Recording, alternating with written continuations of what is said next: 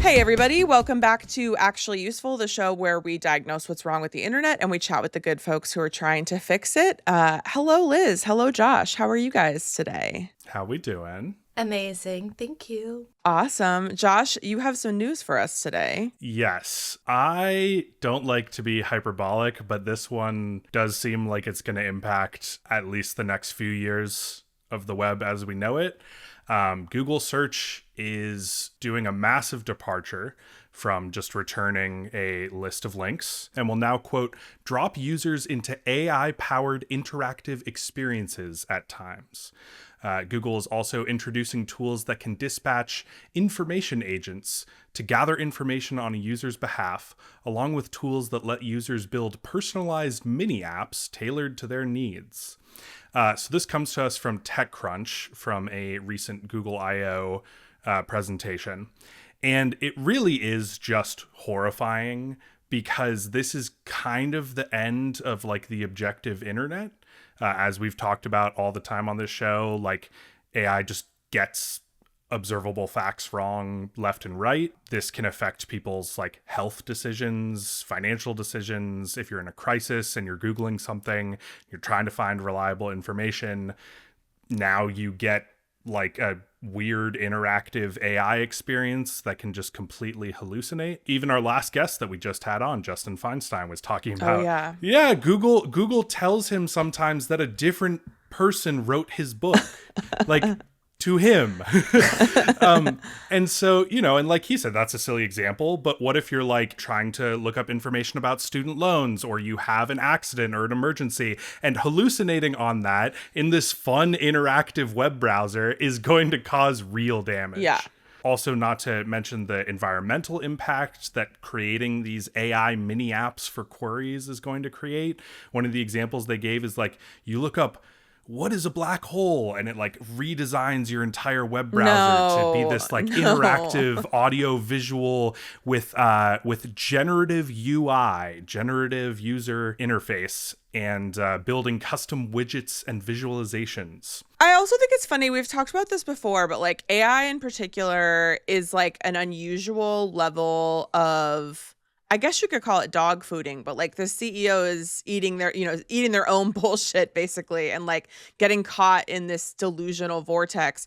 And like I've used this example before, but like when you are a product manager and you're making something that involves collecting personal information for more extractive purposes, the consumer facing value proposition, so to speak, is personalization. But I do think we've kind of lost the plot in that like people who are like ideating what the internet should be like is like everybody wants a personalized internet. Nobody wants a personalized internet.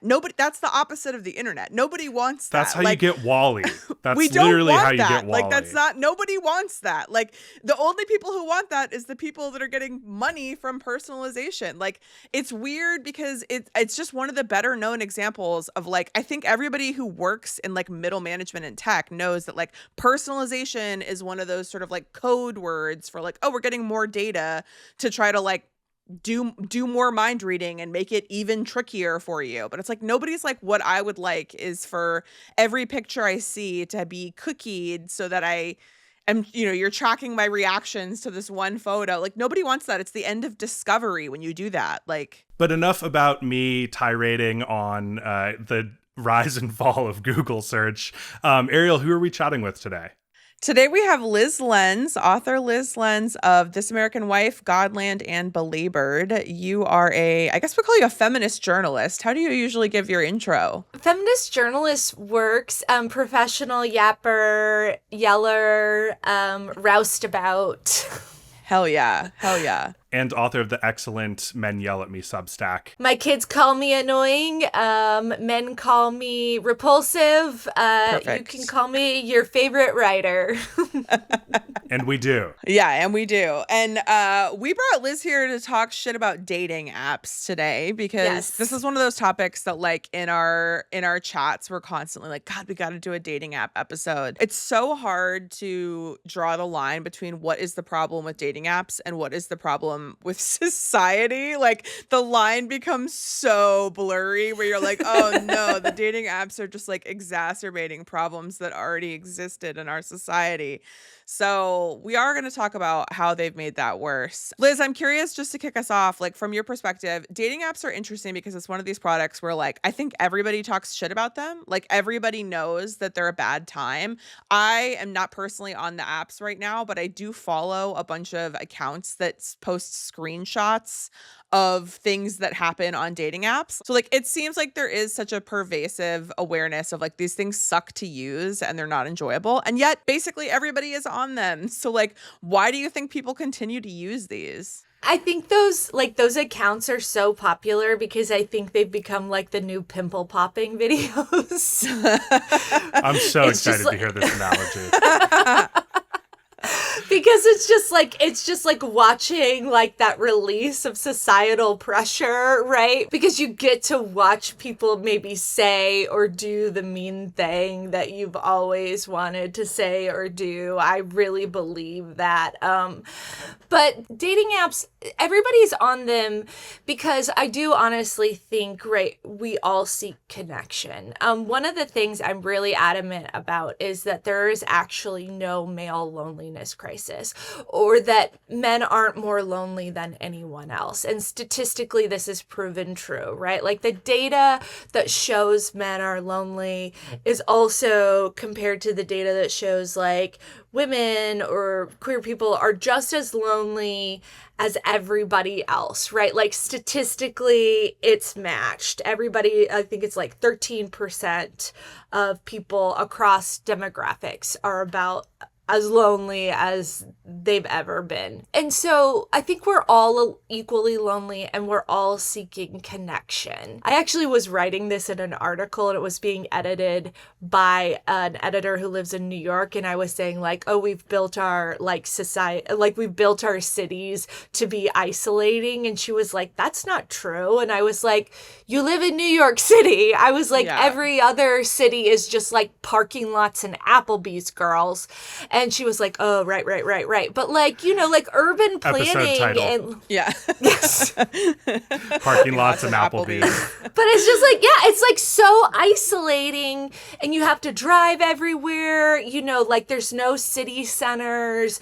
It's, you know, it's hard to access. Like there's no third places. Yeah. And our phones have kind of like become third places and we've become isolated from each other IRL. And so there really isn't a way to meet people romantically except through apps. I actually don't believe that's true, but people believe it's true, right? Like we believe it in our hearts, right? Like you talk to people and they'll be like, oh, I can't approach a person because then it's weird. So I have to only approach them in a safe way on an app, right? Because that's the safest way. Well, and I think that the apps have contributed to a changing norm where it's seen as almost like weird and antisocial to like approach somebody romantically in public. And this is why I say like the lines got so hard to draw of like what's the dating app versus what's society, because like you just pointed out, we don't build our cities right in this country, and like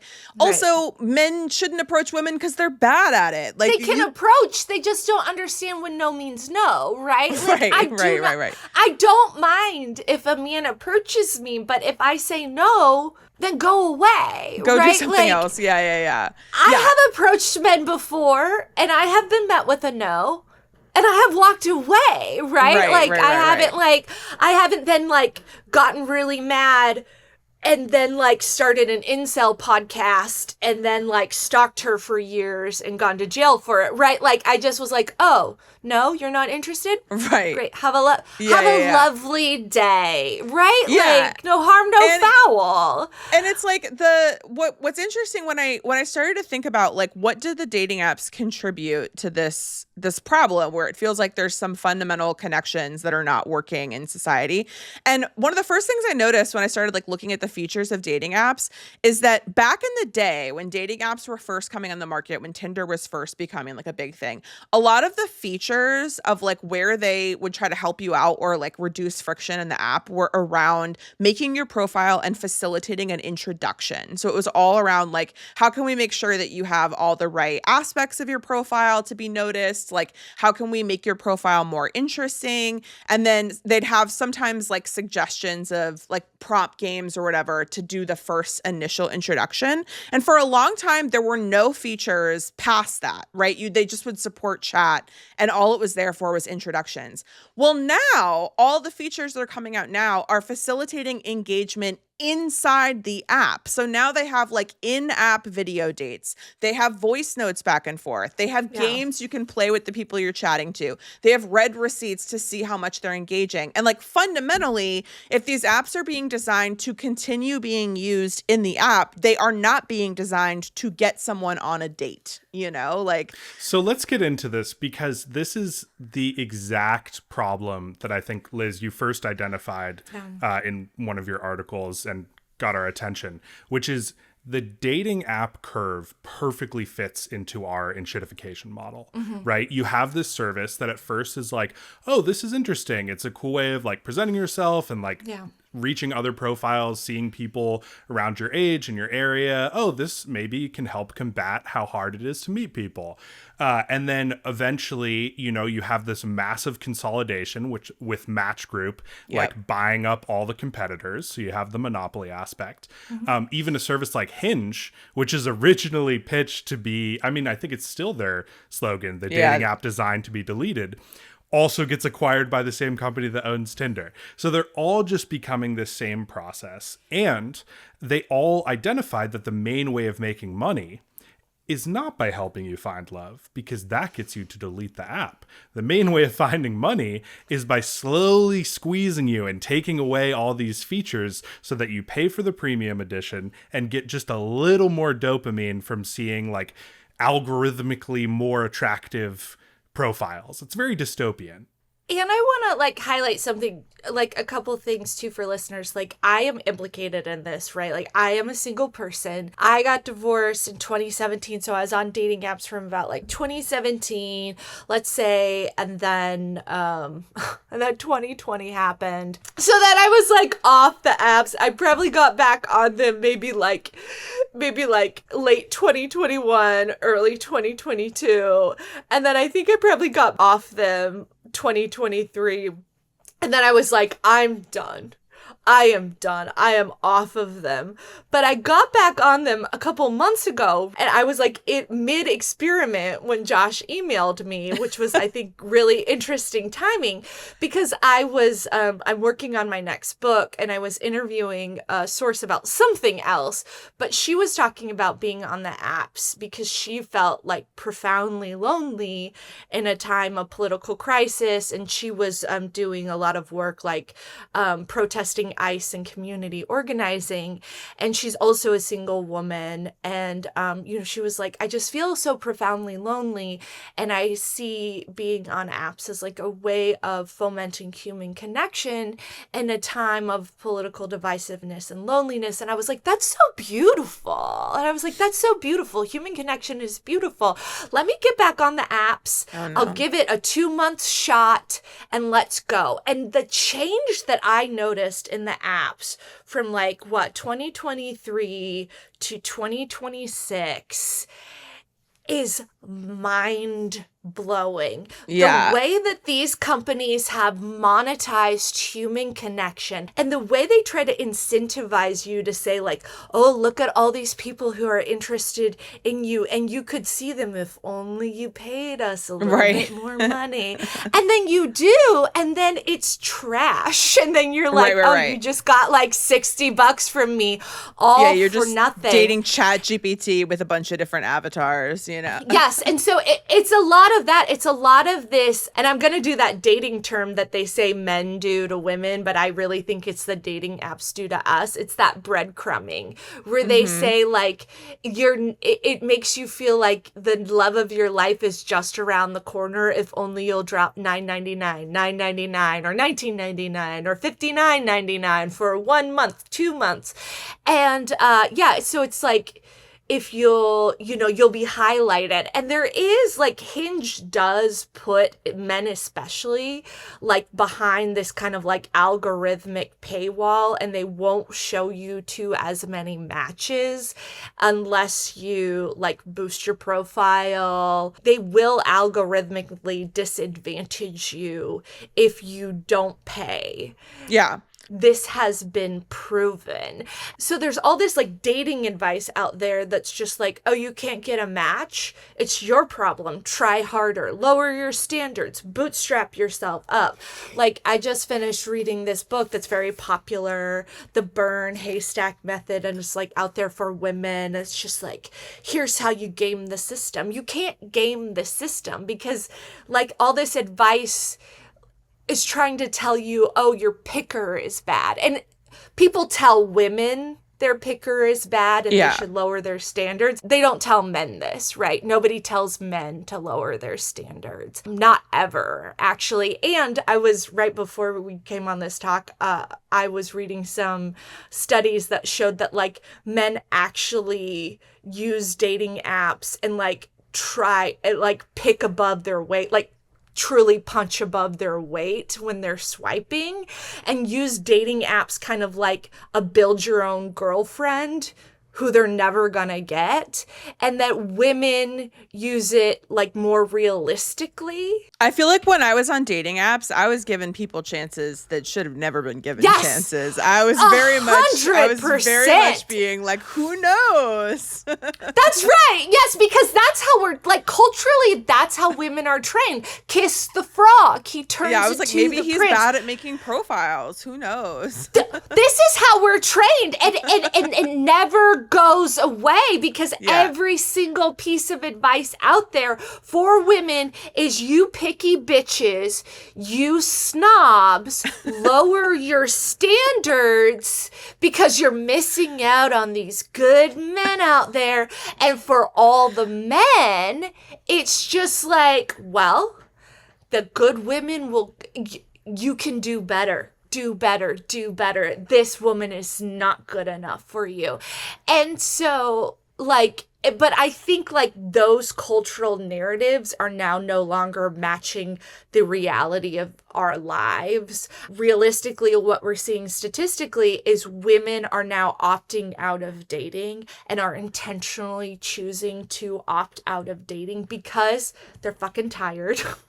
Because Gen Z men are incels and they don't respect women. Like, statistically, they are more likely to be have traditional views of gender roles, and people who have traditional views of gender roles, and this has been proven with studies, do not respect women. And so, like, what are you going to do? You're going to date out there? Hell fucking no, you know? And like... Yeah. It is interesting, like, you're talking about, Ariel, from the beginning of this conversation, like how hard it is to tease apart what is the apps, what is just society. And to Liz's point, like, think about Beauty and the Beast, The Princess and the Frog. I don't know, even recently, like The Shape of Water. Like, I can't even think of a piece of media or a fairy tale that's about a man who has to give the benefit of the doubt to a, monstrous woman and then is rewarded for that loyalty. The stories we grow up with, there's no like, and then the crazy female wolf turned into a beautiful princess, and it's all like, it's like, that just does not exist. Yeah. Culturally, there is a problem too with, like, we are now at a time, for one of the first times in society, where women do not actually need men to be economically independent. And this is incredible because we're also at a time where women have fewer rights than they did 10 years ago. Like, we're second-class citizens in many states, mine included. But we are at a time when women do not need men to be economically independent. Single women are the fastest growing segment of home buyers in America, which is an incredible statistic considering, one, how hard it is to buy a house in America, two, the fact that when single women buy houses, they have higher interest rates for mortgages because banks give them higher interest rates because they earn less.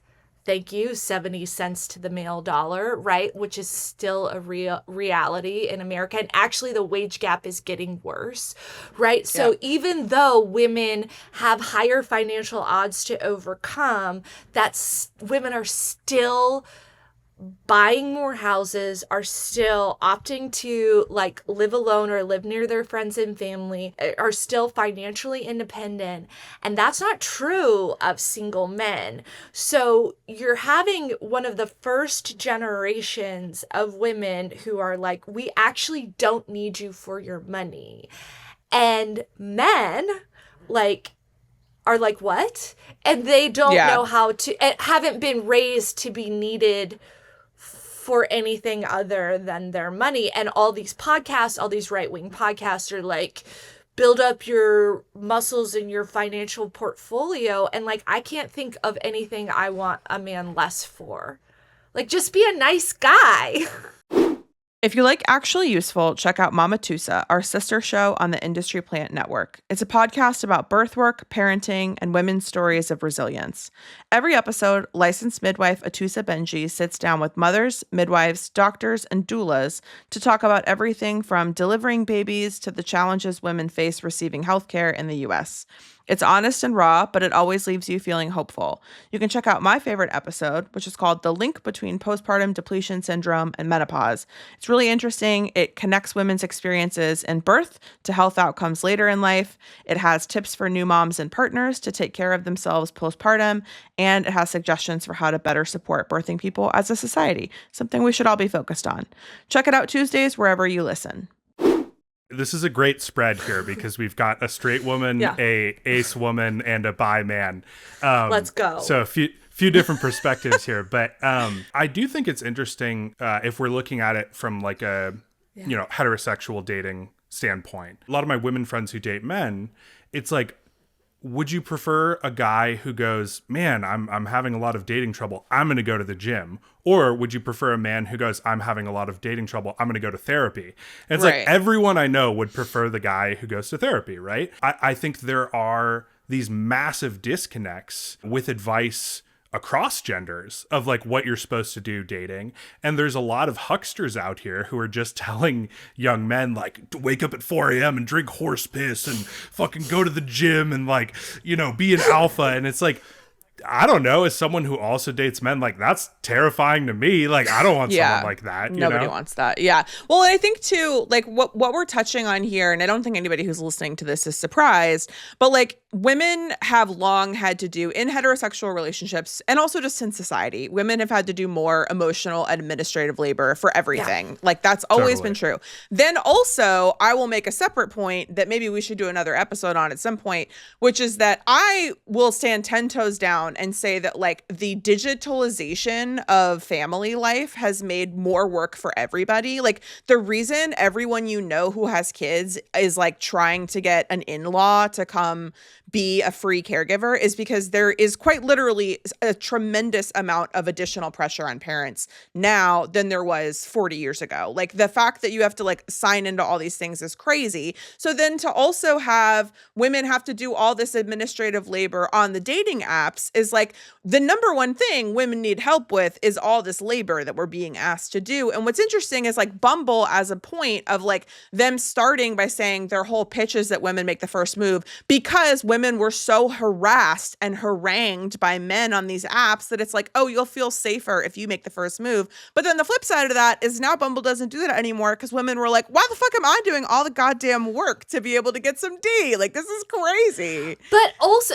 so let's bring it back to then the algorithm. So you have all these like cultural disconnects and cultural problems, and then you bring it back to like this fucking algorithm and these apps, right? Where like all of our communication, right, is now filtered through this like monetized technology where these companies, the Match Group, has convinced us that the only way to find romantic connection is through their crappy little app.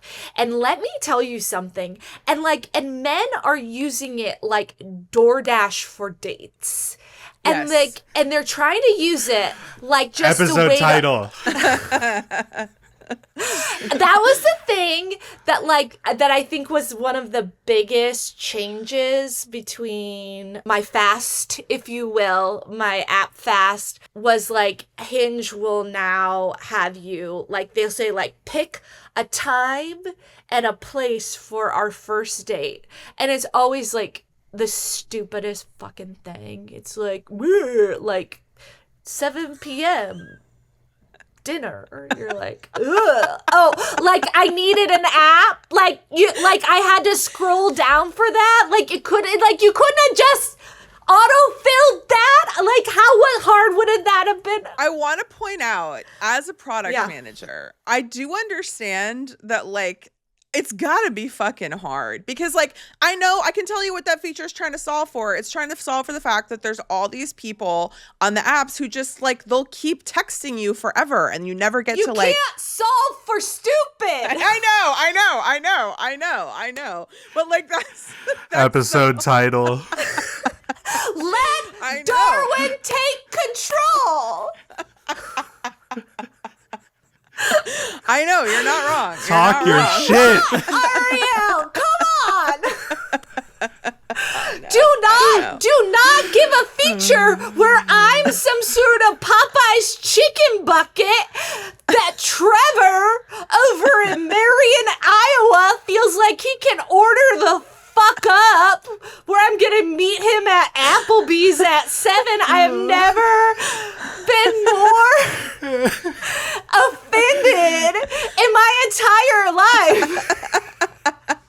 And I say to him, literally, one of the first messages one of these guys sends me, he doesn't use the feature because I'm not putting them on my profile. I am a child of God. I don't even believe in God anymore, but I was raised Baptist.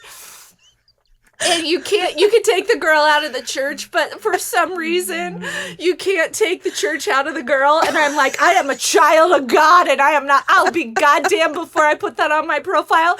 And this man, his name is literally Trevor, but there's so many Trevors, so I'm not doxing anyone.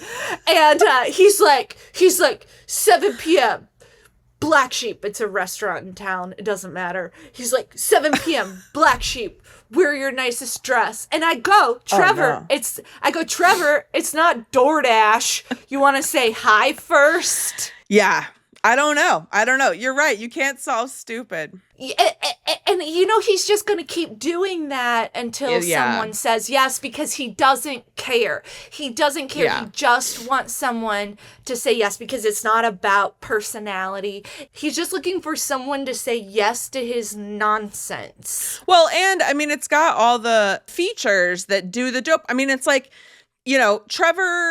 Trevor could have had a more useful foundation before he got on the apps, but the apps do make his bad instincts worse. The apps do make them worse. They also give him that false idea that there's always going to be someone else. Yes. They give, I and I think think so the gamification. Yeah. that's the gamification. And Trevor, we live in Iowa. There is no one else. It's just you, me, Jesus, and the corn, and good luck with that corn, man. And this is why women are staying home, because I'm still hitting the streets, but I'm fine by myself. The streets of Cedar Rapids, and they are calm. Let me tell you. Lyz Lenz is hitting the mean streets of Iowa. I'm sorry. I feel like I'm already on a tear. picturing this super cut video of all the things. This Lyz is all the said. social media we need for a month. I know, a year. Yeah. I'm sorry. I got on a tear. No, this you're is good. amazing. I understand from a product standpoint of it's got to be difficult. This is why when I think about it, I would never want to be a PM on these things, because it is hard to figure out what's the difference between where society is failing and what can you make better in the apps. Yeah.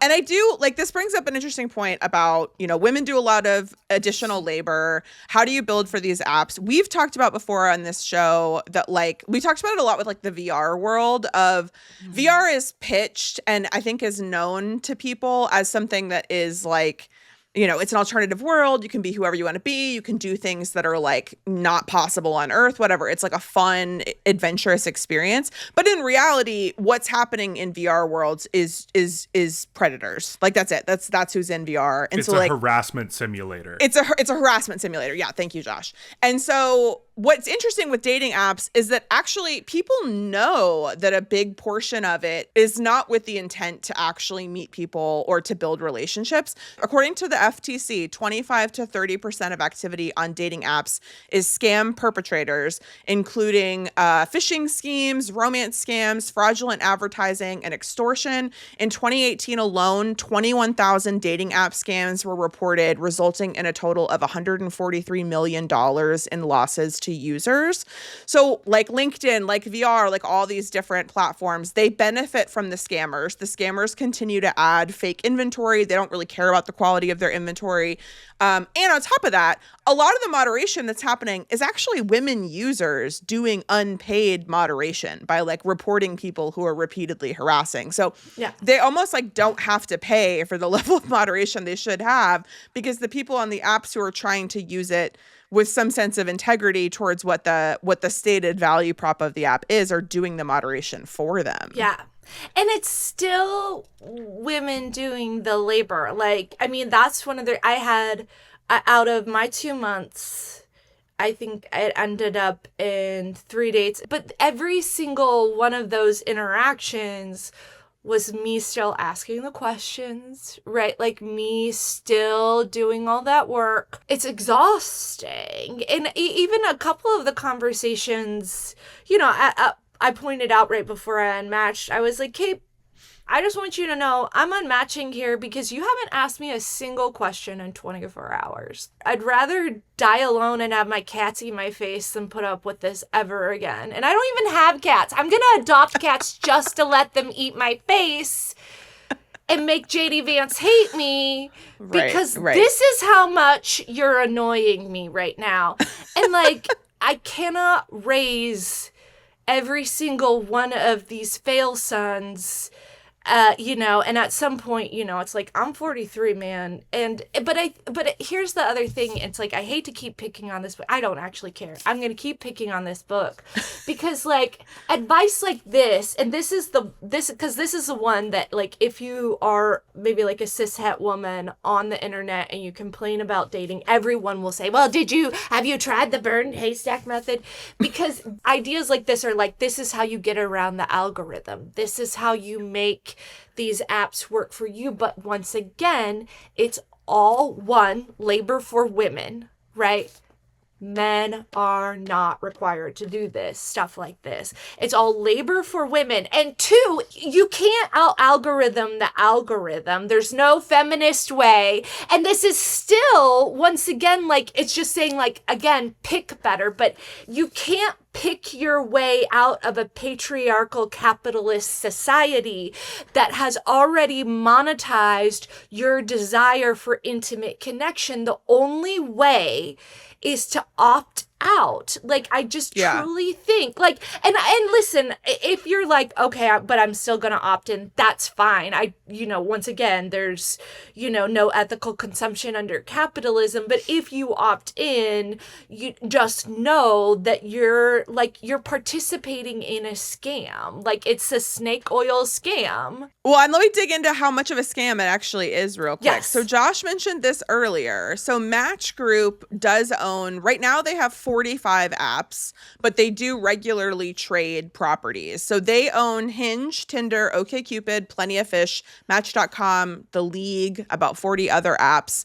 They have been sued by the Federal Trade Commission multiple times for deceptive business practices. So anytime you have a company that owns a whole bunch of the same type of product, all of those products are going to work the exact same way. So they're going to have the same monetization strategies. They're going to have the same features. So the idea of like Hinge being working somehow better than other apps is fundamentally impossible because they're run by the exact same people. Examples of their deceptive business practices. Match Group for a long time offered a free 6-month subscription if you hadn't met someone by a certain period of time. The requirements to actually get that free subscription is that in the first 7 days of making an account, you have to get your photo approved by Match. You have to message 5 unique Match.com subscribers, not users, subscribers per month.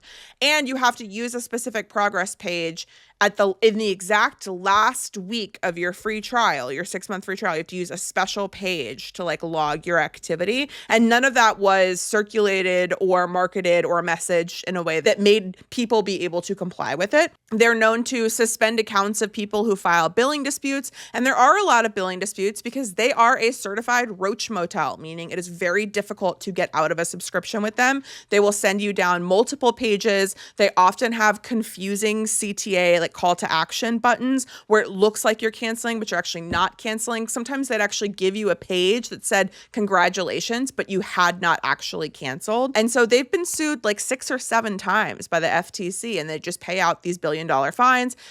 There are thousands of dating apps, literally so many of them. And the fact that there are all these different types of apps does not actually create more. It's still more illusion of choice. There's illusion of choice inside the app where a bunch of the profiles are fake, so you're literally not talking to anybody. There are also like serial repeat users across, like there's people who use 100 different dating apps. You're going to see them everywhere. And that is primarily who trickles down into these niche apps. I'll give you a couple of my favorite niche apps I discovered.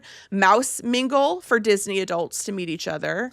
Biker Planet for people in motorcycle gangs to meet each other. Sea Captain Date if you're a hot young lady who wants to shack up with a sea captain. Okay, I now think there's hold on. probably a lot. I mean, I would love to fuck a sea captain. But also, I have to tell you guys, 100%. I have been on Farmers Only. I got on Farmers Only a few years ago being like, I would love to be a farm wife. This has got to be wholesome. It should be called Sexual Predators Only. There were a lot of mugshots as dating profile photos. Also, like, as somebody in Iowa, I can tell you 100% you do not want to be a farmer's wife. Like, I know, it but I sounds had this vision good. of fresh tomatoes, you know? No, girl, just grow your own tomatoes. I know. Before we get off the enshittification, I will say, I don't think that non-gay men understand how abysmally enshittified Grindr is. Tell thank us God about it. I have a partner and don't have to deal with this bullshit, but you deal with harassment on every app. I think Grindr is especially atrocious, but also just like from a product standpoint, because we are a product podcast, like if you think the other dating apps are enshittified and paywalled, like it is a whole different beast. Like to be able to like open a chat with someone that you're messaging with, you have to like watch an unskippable ad. Like to be able to use the core features of the app, you essentially need to be a subscriber, or else you're just like inundated every 3 seconds.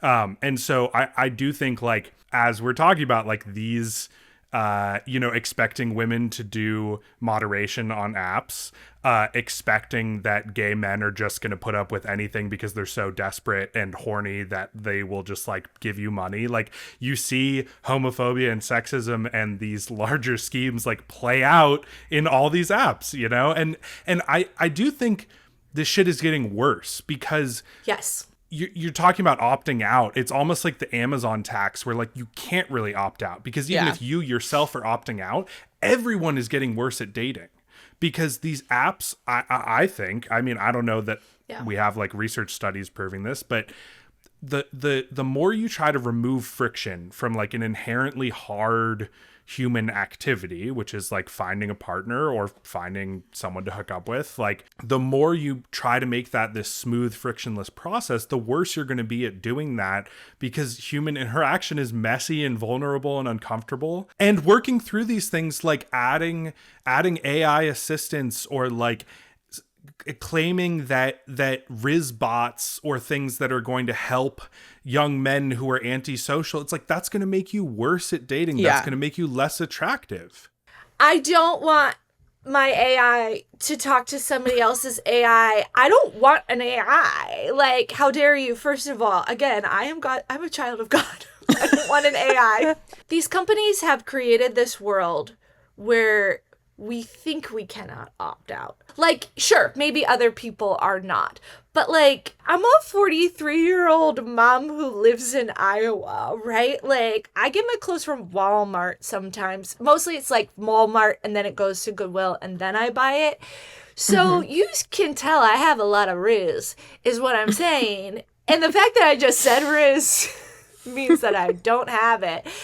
But, like, I'm just saying, like, you can opt out. And, like, but these companies, like, rely on all these stories, right? Because, like, if you start complaining about the apps, inevitably someone will be like, well, I met my boyfriend on an app and it's fine. It worked out for us. And you're just like, okay, fine.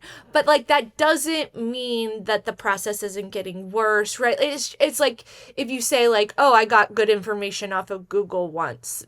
It doesn't mean Google's not getting worse, right? It doesn't mean this enshittification process isn't getting worse. Like, it doesn't mean these tech companies aren't inherently exploiting us or stealing our data or being scams. And, like, I think people should opt out more.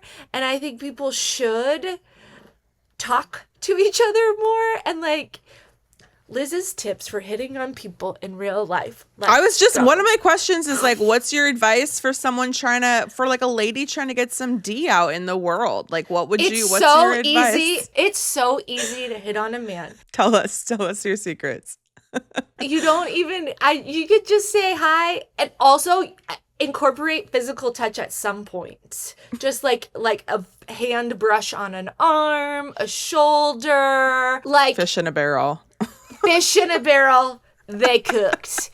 And so, like, if you can make eye contact, talk to them. A lot of women are like, I want to be pursued. Okay, say hi first. Like, yeah. Like, men, like, a good man is going to be nervous about approaching a woman first because he has been trained not to approach a lone woman first because maybe she wants to be left alone. Just say hi first. Make a lot of uncomfortable eye contact, start a conversation, touch him at least one point. I mean, you know, in like an arm, you know, little shoulder pat as you're joking, and then ask for his number. And then that's it. So you'd be like, it would be fun to hang out with you sometime. Can I have your number? It's that easy. That's it. And this can happen. The ways I have met people, I've been at like parties. You can ask mutual friends to host gatherings. Like, they're called parties. Look it up. Like, go to fundraisers. Those are really fun. Where else can you go? Festivals. I was like, beer tastings. Men love a beer tasting. Get in the streets, go have a good time. And it also doesn't matter because, like, you're not meeting people on the apps anyway, right? So it's just like, I think put down your phone and go have some fun because your phone's not helping you, and stop being addicted to the dopamine hit. And these apps are actively, I'm just going to harp on this, I think making everyone worse. Yeah. I think that ChatGPT, I think any of these apps, like, the only way to get better at this stuff is to do the uncomfortable thing. And like, when there weren't these online apps, if you wanted to date people or hook up with people, you had to go be uncomfortable. You had to put yourself out there. And I think that, you know, to bring us back all the way to the beginning, like, everyone is going through a loneliness epidemic right now. Unfortunately, the only way to not be lonely, you know, we can talk about societal fixes, we can talk about like trying to build third spaces and all these things, but at a personal level, you just have to put yourself out there, as uncomfortable as that can be. One thing that I've started doing is once a month, I host a game night at my house, right? And it's not like complicated games, you know, mostly it's just like dinner, and then we'll play like a little like trivia game or something like that, but just like once a month, and I put it on the calendar for the whole year. I committed to it for this whole year and sent it to all my friends, and everybody's invited, and I encourage them to bring somebody new every time. That's just something that I'm doing to combat my own loneliness, because I do get lonely, right? But I have something at least once a month that I can look forward to, where a whole bunch of people will come to my house and we'll hang out and we'll drink some wine and we'll play some games and we'll eat some food.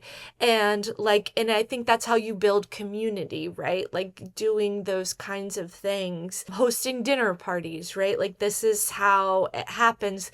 Somehow boomers procreated without the apps, and I believe in the power of our horniness. Yes. I will also say on that note, a final cautionary point. Through this conversation, we've established that like if the apps actually wanted you to be meeting in person, they would have different mechanics. Like their mechanics are made to keep you at home on your phone. There are other apps being pitched as alternative dating apps that have mechanics that are different, but I would like to warn you against them because here are two cautionary tales.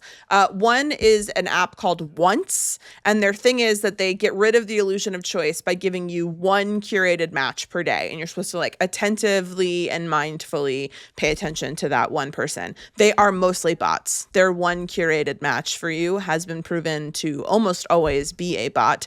So it seems like they have an inventory problem. And then another app is called Thursday, and their whole thing is that it's like, you know, in real life dating where they take over a bar and only single people are allowed in, which I kind of love in theory. For some reason I don't understand, it's also a multi-level marketing scheme, and you get money for bringing people to these parties. So it was a little strange. I was like, this is an interesting idea. And then I looked at it and I was like, oh, I don't like this. I don't think this is right. And for the love of God, do not use the Lyz AI app. Have you guys heard of the Lyz AI app? It like gives you responses on Tinder or whatever, or like you can upload your chat and it'll be like analyzing for maximum Riz, and then like give you things to like just touch grass. Just at the end of the day, Children, don't use just be Riz. yourself. Just touch grass, unplug. Well, Lyz, where can people find you? You can send all your complaints to Josh Carlson. That's really homophobic, actually. Kind of fucked up. Happy Pride! Yeah. Okay, where can we find you, Lyz? You can read my newsletter on patreon.com/Lyz Lenz. That's the best place to find me. I also have a podcast. It's wherever you want to listen to your podcast. It's called Dingus of the Week. We do a comedy roundup of the weekly news, and we have a really good time. So it's a phenomenal podcast. I checked it out. Much. It's incredible. Thank you. All right. Should we go Falcon mode? Let's go Falcon mode. Okay, Lyz, what we're going to need from you in this segment is your best Falcon sound. Let's Fuck go. Yeah, fuck yeah. Fuck yeah. That's awesome. Amazing. That was great. Amazing. We love it. So Falcon Mode is our listener submitted segment where we take a listener submitted idea or a problem and we chat about how to make it more usable, feasible, or fundable. So today, listener Molly writes, my parents are getting older and I'm noticing they're getting a lot more phishing attempts through email. Is there a way to monitor their inboxes and automatically forward me sketchy emails so I can keep an eye on them? Some of the scams look pretty convincing. I've actually been noticing this too. Like they're getting very good. Yes. Molly, I have some recommendations, but also you have noticed a real gap in the market. So I will address email phishing first. As best I can tell, the most effective phishing recognition and alert technologies are at the enterprise level, and they are often specifically oriented around corporate scams. So that would be like the emails where like it comes from looks like your CEO saying like, can you talk to me right now or whatever. So they're made to try to like track the evolution of those scams. And also they're like prohibitively expensive for an individual to try to use. Phishing detection technology in sort of traditional antivirus like malware companies like Norton sells something. Again, they come in a bigger suite of malware that like frankly, I don't know what you'd need it for. It seems quite archaic to me.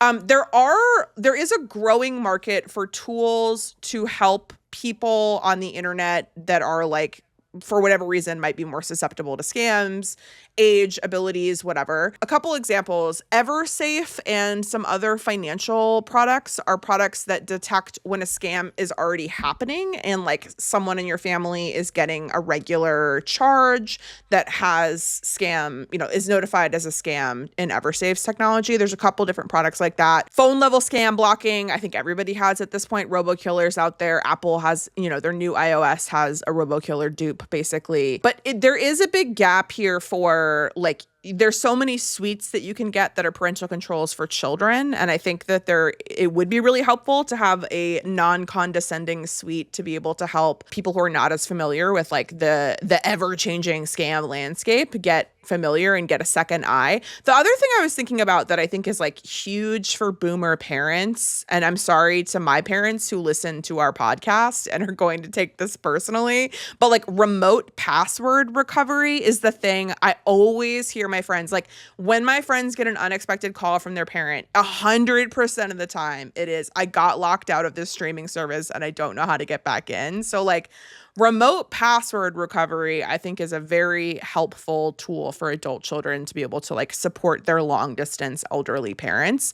But I also like this phishing idea. So I would say there are some products out there. None of them are great for this exact use case. It definitely seems like it would not be super hard for somebody to like innovate a nice little, $15 a month package for some remote password recovery tools, some phishing identification tools.